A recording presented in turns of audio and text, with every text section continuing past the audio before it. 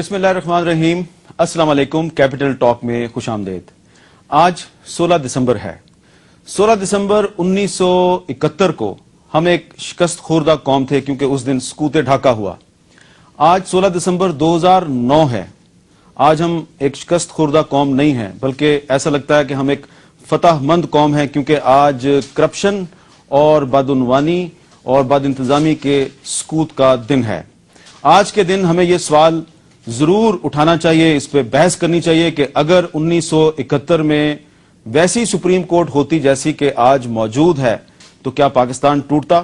اور supreme court کا جو فیصلہ ہے جس پر ابھی ہم گفتگو کریں گے, اس کے پاکستان کی سیاست پر کیا اثرات مرتب ہوں گے. ہمارے ساتھ آج موجود ہیں جناب جسٹس فخر الدین جی ابراہیم, جو کہ بہت سے بڑے بڑے عہدوں سے استعفیٰ دے چکے ہیں. گورنر کے عہدے سے استعفیٰ دیا, اٹارنی جنرل کے عہدے سے استعفیٰ دیا, وزیر قانون کے عہدے سے استعفیٰ دیا اور سپریم کورٹ کے سابق جج بھی ہیں. جناب افضل سندھو صاحب بہت سینئر قانون دان ہیں اور اس وقت وزیر مملکت برائے قانون بھی ہیں. اور جناب رویداد خان صاحب جنہوں نے پٹیشن دائر کی تھی NRO کے خلاف, ان کی پٹیشن پر سماعت ہوتی رہی. تمام دن آج وہ سپریم کورٹ میں موجود رہے. کراچی میں ہمارے ساتھ موجود ہیں جناب جسٹس سعید الزمان صدیقی صاحب, سپریم کورٹ آف پاکستان کے سابق چیف جسٹس, اور اس کے علاوہ معروف قانون دان جناب اقبال حیدر صاحب سے بھی ہم بات کریں گے. فخر الدین جی ابراہیم صاحب, پہلا میرا سوال آپ سے یہ ہے کہ آج آپ بھی سپریم کورٹ میں تھا, میں بھی تھا سپریم کورٹ میں, رویداد خان صاحب بھی تھے. وہاں پہ بہت سے لوگ ایک بات کر رہے تھے 16 دسمبر کے حوالے سے بریک کے دوران, اگر 1971 میں بھی ایسی سپریم کورٹ ہوتی تو کیا پاکستان ٹوٹتا؟ بالکل نہیں ٹوٹتا. دیکھیے میں بتاؤں آپ کو, 16 دسمبر کو میں کہتا ہوں یوم سوگ بنانا چاہیے ہم کو, ڈے آف مورننگ. ہمارا ملک آدھا ہو گیا, کیوں ہوا سوچنا چاہیے, اور اس کے اثرات آج بھی ہم پہ کیا ہے اس پہ بھی ہمیں غور کرنا چاہیے. پیپل ہیو فرگاٹن انفارچونیٹلی کہ بھائی کیا ہوا. یہ آپ نے بڑا اچھا کیا آج کہ یہ شو کیا. بالکل یہ اتنی امپورٹنٹ چیز ہے کہ ایک ملک ہمارا آدھا ہو گیا اور ہم نے اس کے بارے میں کوئی سوچتے نہیں ہے کیوں ہوا, کیسے ہوا, اس کے اثرات آج کیا ہم پہ ہیں. تو میں سمجھتا ہوں کہ ایک بہت اچھی بات ہے, اور میں آپ سے بات کروں گا کہ میرے حساب سے اس کے نیگیٹو اس وقت بھی اور ابھی بھی کیا ہے. دیکھیے میں ایک عجیب بات ہوئی, ایوب خان صاحب جب پریسیڈنٹ بن گئے اور پریسیڈنشل فارم آف گورنمنٹ ہوئی تو I was in Dhaka on that day, about little later. میں صبح ناشتہ کر رہا تھا, ایک ہی اس زمانے میں ہوٹل تھی, شاہباگ, کیا ہوٹل, شاہباگ, وہی. میں ایک young man comes to me, بالکل کہتا ہے اب ہمارا کوئی رول نہیں رہے گا پاکستان میں. میں نے کہا یہ کہ آپ کیا کہہ رہے ہیں, اینڈ آئی ڈنٹ نو ہم ایٹ آل. اب یہ پریسیڈنٹ بنا دیا آپ نے, پریسیڈنشل فارم آف گورنمنٹ کر دی, ایوب خان کو لے کے آئیے. اب یاد رکھیے اب ملٹری آپ کا پیچھا نہیں چھوڑے گی اور ہمیں ایک دن آپ سے الگ ہونا پڑے گا. یہ مجھے, and I thought later on he was either some teacher in university or a student leader. تو یہ آپ بتائیے کہ that is how they were feeling کہ ہم کو ابھی باہر ہمارا کوئی رائٹ نہیں رہے گا. اور ایسی فیلنگز آج بلوچستان میں جس کا ذکر جسٹس خلیل الرحمان رمدے بار بار آج کر رہے تھے اپنے سوالات. جی ہاں, جی ہاں, بالکل. تو جی افضل سندھو صاحب, فیصلے پہ تو بات ہم بعد میں کریں گے. آج سپریم کورٹ کو اسسٹ کرنے کے لیے جسٹس ریٹائرڈ شائق عثمانی صاحب نے بھی کچھ خیالات کا اظہار کیا. انہوں نے بھی فال آف ڈھاکہ کا ذکر کیا. اکرام چودھری صاحب جو کہ ریپرزینٹ کر رہے تھے رویداد خان صاحب کو, انہوں نے بھی فال آف ڈھاکہ کا ذکر کیا.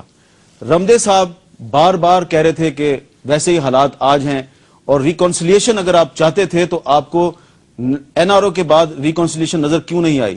تو آپ سے بھی یہی سوال ہے کہ اگر 1971 میں ایسی سپریم کورٹ ہوتی تو کیا پاکستان ٹوٹتا؟ بسم اللہ الرحمن الرحیم. میر صاحب تھینک یو, لیکن آپ اس کو بڑا سمپلیفائی کر رہے ہیں. جی, I being a student of history and especially the an eyewitness, میں سمجھتا ہوں کہ پاکستان جب مولوی تمیز الدین کی پٹیشن کا فیصلہ ہوا تھا اس دن پاکستان زخمی ہو گیا تھا. آپ بہت بعد کی بات کر رہے ہیں. اس کے بعد جب 1954 سے لگ کے 1956 میں شاید چودھری محمد علی صاحب نے کانسٹیٹیوشن بنایا تھا, اس وقت اس ملک کے چند ایک بیوروکریٹس اس ملک پہ حاوی تھے. ایک غلام احمد تھے, ایک سکندر مرزا تھے, ایک چودھری محمد علی تھے, اور ایک غلام احمد تھے. یہ 4 لوگ تھے جو اس ملک کے اوپر قابض تھے. اس دور میں ایک آئین آیا جس کے تابع 1 یونٹ بنا. جیسے میں نے عرض کیا نا کہ پہلے ہی زخمی ہو گیا تھا. جس دن 1 یونٹ بنا اس دن ہم نے پتہ کیا کیا تھا؟ ہم بچپن میں سوال پڑھا کرتے تھے کہ 2 جمع 2 4 ہوتے ہیں. تو ماسٹر کہتا تھا کہ 2 جمع 3 اگر 4 ثابت کرنے ہو تو پھر.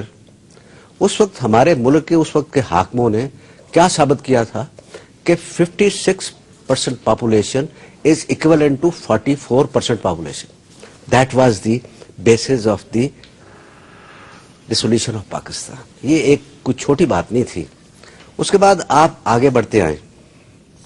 جیسے جیسے آپ آگے آئے ہیں آپ نے کوئی ایسا اقدام نہیں کیا جس کے وجہ سے پاکستان کی کچھ سالمیت کو آپ اکٹھا کر سکیں. اس کے بعد آپ نے اس ملک کے اوپر مارشل لا لگا دیا. ایوب خان صاحب آ گئے. ایوب خان صاحب نے آ کے وہ جو کانسٹیٹیوشن تھا اس کو جو بھی جیسا تھا اس کو بھی تہوالا کر دیا. اپنا ایک کانسٹیٹیوشن لے آیا 1962 کا.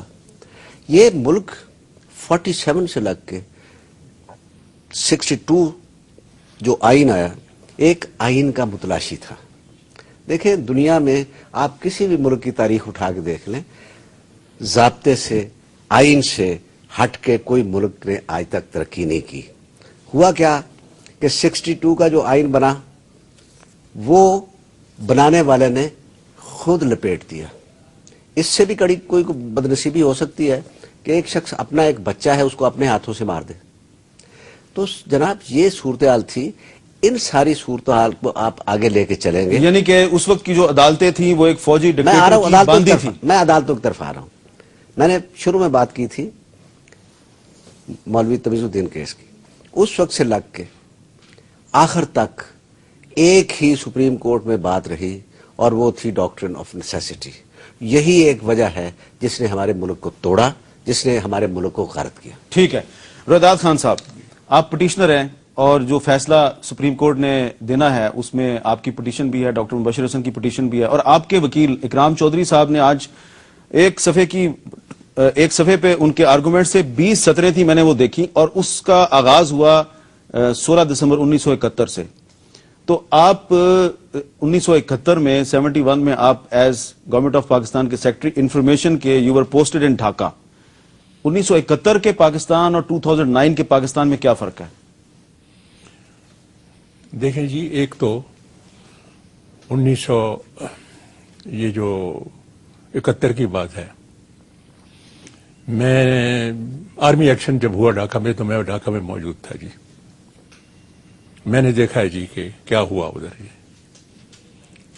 اس سے جو پہلے جو نیگوشیشن وغیرہ ہوتی ہیں اس میں انوالو نہیں تھا جی. میں آپ کو بتاؤں جی, ایک